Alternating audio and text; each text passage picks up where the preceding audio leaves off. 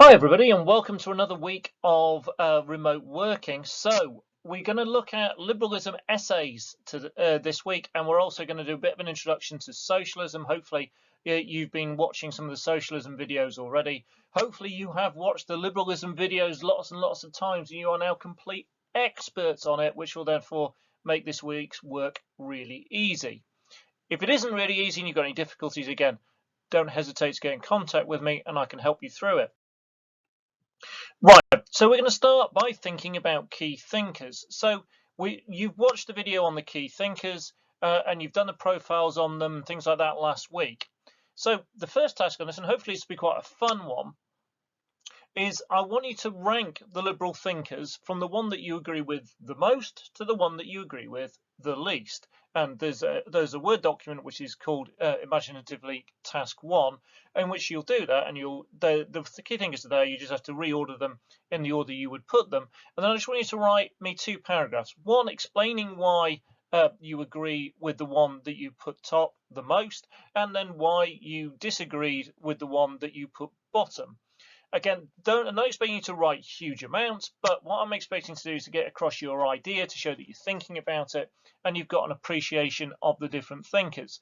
The one that goes top, you don't necessarily have to agree with them an enormous amount, because obviously it's going to depend where you are. So if you are a liberal and you've decided that from the stuff that we've been looking at, then you're likely to agree with all 5 of these to a relatively strong extent, and therefore the one you have top you're going to agree with really loads, and the one at bottom is going to be just your least favorite of the 5.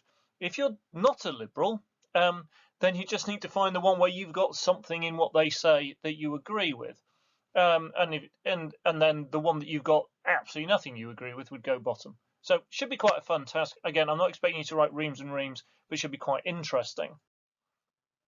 Right, the bulk of what you're going to be doing this week is going to be looking at political ideas essays. Hopefully I've managed to come up with a range of tasks that will break this down, but I just want to go through some of the basics on it.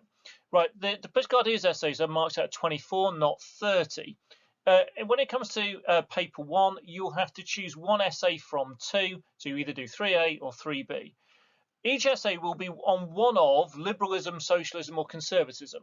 So one of the 3 ideologies that we're going to do for paper 1 will be missing, but we don't know which one.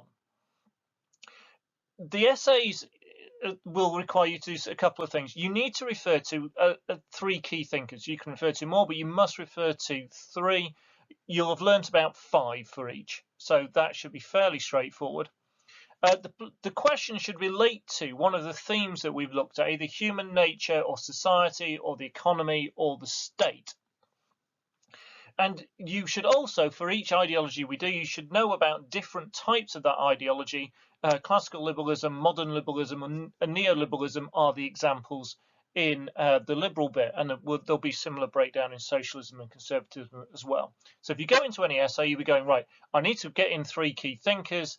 The theme, my theme basis will be around human nature, society, economy, and the state, and it's going to relate to one or a couple of those in the question, and I need to know my different types of ideology. Right, task 2 then is a model essay task. So the first liberal essay, political ideas essay you can look at is one that has been produced by somebody else. So your task is just going to be to read it and have a go at marking it. How good do you think it is? And so on the task 2 document, there is some further guidelines on what you're going to do. There is an essay which you can read through, highlight bits of, think about. There's a mark scheme, and I just want you to come up with a level and a kind of a rationale on why you've given it that. And if you want to go as precise as a mark, then do. Please then put your level, your mark, and a little bit about it in the comment section on this video, so we can get a bit of interaction to it like that. So once you've done task 2, record it on the task 2 Word document, which you can send to me. But also, to try and get debate going between you all, I want you to then put it in the comment section. I think this is level whatever. Okay, right. Task 3. This is a liberal essay which you are going to write, but it isn't just as straightforward as I have given you an essay title. The essay you're going to be looking at is, to what extent is liberalism compatible with democracy? So this relates really to the state element of the themes, but also a bit in terms of human nature and things like that as well. Now, the scaffold I have largely filled in, so this should be really, really helpful. But again, since the first one of these types of essays we're going to do, and because of the circumstances, everything else, I want to try and make this so it's as straightforward as I can. So I filled in the scaffold using red. I just want you to add to it using another color to start off with. So don't expect to be able to put huge amounts in all the different boxes, because I've done a reasonable starting job for you already. But have a go at adding, because the more you add, the easier the final task of this of writing the essay will be. There's a link on the task 2 Word document to some reading that will really help, and the page numbers and things then refer to stuff in the scaffold. There's also obviously you can use my videos that we've looked at already, and there's also a link to a different video in there which talks directly about liberalism and democracy. And then write the essay up. Have a go at doing it. So hopefully, again, you'll have a scaffold and all the information therefore ready to write from. You'll have looked at a model answer, and you'll have seen what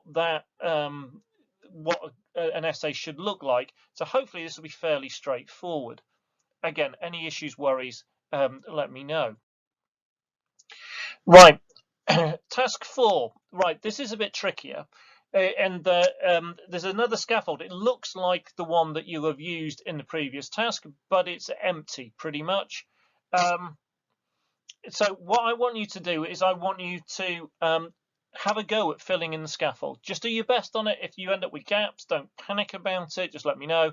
But we will be doing another activity on this after half term, where we will be going back and talking about it and filling bits in. So do your best on that one. Fill in what you can. Hopefully, again, if these units work quite well, then hopefully you will be able to have a really good crack at it and fill in all those boxes. Give it a go. Try your best. Let me know if there's any issues. Don't write the essay up. You don't have to write the essay up. There might be a clue that might come again later, but don't do it at this point. I want to make sure that we're nice and secure with this before we go into that next step. Right. The next bit you're going to do is, you did this one for liberalism, you're going to do it again for socialism. Is this basic starting point in terms of our key themes. If you watch my socialism, the basics video, then that will help you do this. You can just go as far as that if you want. If you want to go further, you want to do a bit of extension, then there are videos on all those different bits of socialism, and you can really go to town and make this huge. And again, there's a task 5 Word document which has got that spider diagram in the middle of it. So again, if you just want to do it from the basic one, it should be fairly quick. The basics video isn't very long. You can just fill in a little bit on each one of those. Leave space, because we will be coming back to this in the week after half term.